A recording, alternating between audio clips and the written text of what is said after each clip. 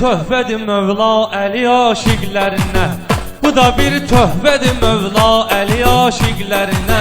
Həsr edək bir iki misra Əli aşiqlərinə. Həsr edək bir iki misra Əli aşiqlərinə. Əlinin aşiqiyəm, sevgili yarımdır mənim.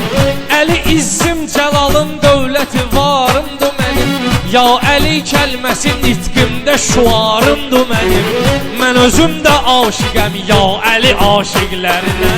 Mən özüm də aşiqəm ya Əli aşiqlərinə.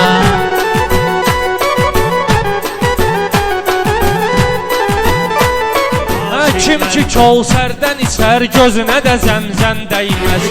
Əlinin adizə bir tükünə bu aləm dəyməz. Əli aşiqlərinə nar cəhənnəm dəyməz. Rəhm edər Həqqi Təala Əli aşiqlərinə.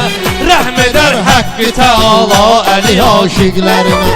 Həsr edək bir iki misra Əli aşiqlərinə. Həsr edək bir iki misra Əli aşiqlərinə. Mən deyərdim Əli eşqim böyük Allahi olub. O vilayət deyilən səltənətin şahı olub. O gözəllik göyünün şölə saçan mahi olub. Quldu Yusiflə Züleyxa Əli aşiqlərinə. Quldu Yusif və Züleyxa Əli aşiqlərinə. Baxmağa pak adamın gözləri layiqdir ona. Səcdədən yarə salan dizləri layiqdir ona. Baxmayın ki vüqarın sözləri layiqdir ona. Özü layiq döyür amma Əli aşiqlərinə.